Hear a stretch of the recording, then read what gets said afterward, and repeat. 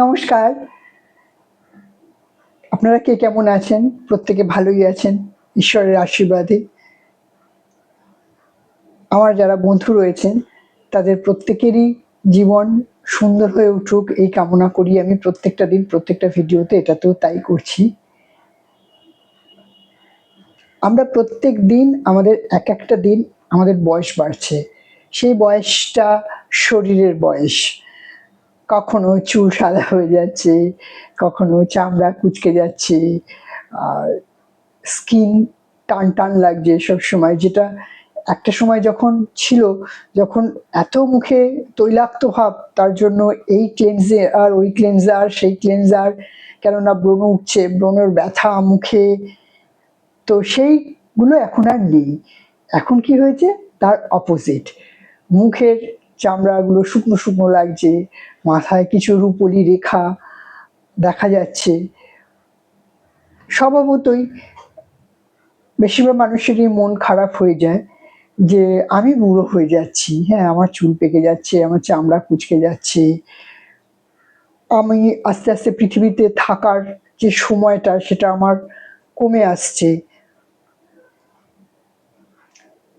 এটা হচ্ছে একটা ক্যাটাগরির মানুষ। আর একটা ক্যাটাগরির মানুষ যাদের শরীরের বয়স বাড়ে কিন্তু মনের বয়স তাদের বাড়ে না। তারা চাঁদ দেখে আনন্দ পায়, ছোট্ট একটা ফুল ফুটলে আনন্দে নাচতে শুরু করে, কেউ একটা যদি চকলেট বা আইসক্রিম অফার করে সেটা নেয় এবং প্রচণ্ড আনন্দ পায়। ঝাল ঝাল ফুচকা খাবে, খাওয়ার পর তাদের সেই ছোট্টবেলার মতো অল্প বয়সী ছেলেমেয়েদের মতো তাদের ততটাই আনন্দ হয়। এই ক্যাটাগরির মানুষগুলো আমার বিচারে বা আমার মনে, এই মানুষগুলো আমার কাছে ঈশ্বরের আশীর্বাদ ধন্য মানুষ। তারা শরীরের বয়স নিয়ে চিন্তিত নয়, মনের যে তারুণ্য, সেই তারুণ্য দিয়ে প্রত্যেকটা দিন, প্রত্যেকটি ক্ষণ, প্রত্যেকটি মুহূর্ত তারা এনজয় করেন, আনন্দ করেন। শরীরের বয়স যে বাড়বে এইটা অতি স্বাভাবিকভাবে তারা মেনে নেন।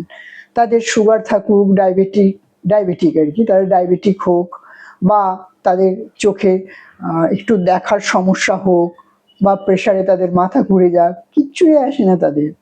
আরে এটা তো একটা নর্মাল ব্যাপার, এটা তো এই সময় হওয়ারই বিষয়। যেমন কম বয়সে যেগুলোর জন্য আমরা অস্থির অস্থির করতাম, যে যে একটা ব্রণ হয়েছে স্কিনে এখানে, বাবা কি ব্যথা কি ব্যথা, ভাল লাগছে না, এইটা সেই রকম যখন বয়স বাড়ছে তখন স্কিনের নিচটা শুকনো লাগবে, একটু ময়শ্চারাইজার লাগবে, এইগুলো স্বাভাবিক। দুটোকেই ওই মানুষগুলো স্বাভাবিক নেয়। এই যে স্বাভাবিকত্ব তাদের মধ্যে আছে, তাই তারা হ্যাপি ফিল করে। আমরা সে নেচারের ঊর্ধ্বে যে আমরা কেউ যাব না, সেইগুলো তারা তাদের মনের মধ্যে কমপ্লিটভাবে তারা স্বীকার করে এবং সেগুলোকে নিয়ে বাঁচে এবং আনন্দে বাঁচে। একটা অদ্ভুত সুন্দর বলবো যে হারমোনি প্রকৃতির সাথে, নিজের শরীরের সাথে। এই মানুষগুলোকে কি বলুন তো, কোনো কিছুতে এরা দমে যায় না। পেনশন যদি দুদিন পরে আসে এদের কোনো টেনশন নেই, হ্যাঁ ও পেনশন তো আমি পাবোই। হ্যাঁ, আমি একটা লোকের উদাহরণ দিচ্ছি। আমার যে মামা শ্বশুর ছিলেন, বড় মামা, আমার শ্বশুরবাড়ির দিকে বড় মামাকে দেখতাম। সেই বড় মামা অনেক বয়স্ক হলেও খুব কম বয়সী লোকেদের সাথেও মিশতে পারতেন, বেশি বয়সের লোকেদের সাথেও মিশতে পারতেন এবং সব সময় হাসি খুশি। তার শরীর খারাপ, ও শরীর খারাপ কি হয়েছে, তো শরীর খারাপ হতেই পারে। এই মানুষগুলোকে কি বলবেন আপনি, আশীর্বাদ ধন্য বলবেন না? অবশ্যই এরা ঈশ্বরের আশীর্বাদ ধন্য।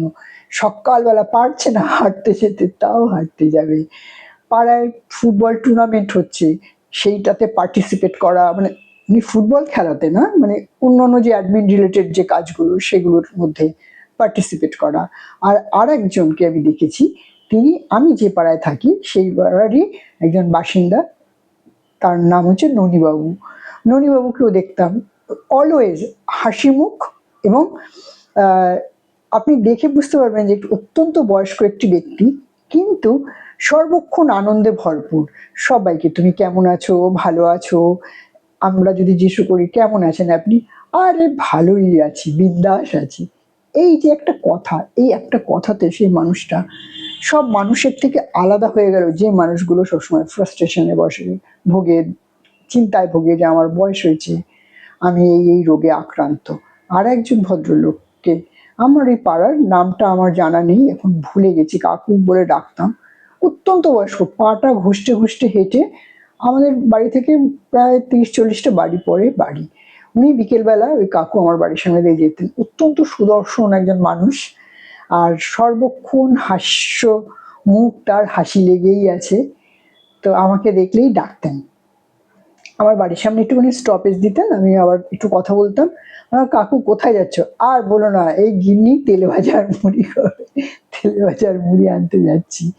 সেই যে কম বয়সে যেভাবে তার ওয়াইফকে ট্রিট করতো, তার জন্য শুকনো ফুচকা, এটা ওটা, যে যে যে জিনিসগুলো আমরা বাড়িতে বানাতে পারি না অথচ কিনে খাই, কিনে খেলে যে আনন্দ হয়, সেইগুলো তার ওয়াইফের জন্য সন্ধ্যেবেলায় কিনতে আসতেন।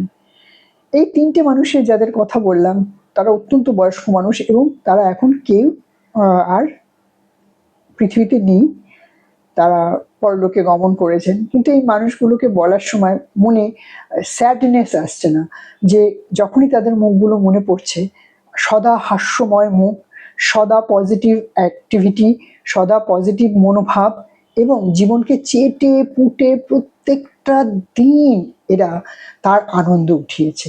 আসুন আমরাও আজ থেকে এরকম, আপনাদেরও নজরে অনেকেই পড়বে, আছে, তাদেরকে আমরা দেখব, তাদের সেই এনার্জিটা আমরা আমাদের ভিতরে নেব এবং সেইভাবে বাকি জীবনটা কাটাবো। ভালো থাকবেন, আবার অন্য একটা ভিডিওতে আবার আসবো সবাইকে নিয়ে। শরীর বাড়ুক, শরীরের বয়স বাড়ুক, মনের বয়স বাড়তে দেওয়া চলবে না, চলবে না, চলবে না। ভালো থাকবেন, আবার আসবো, আবার দেখা হবে।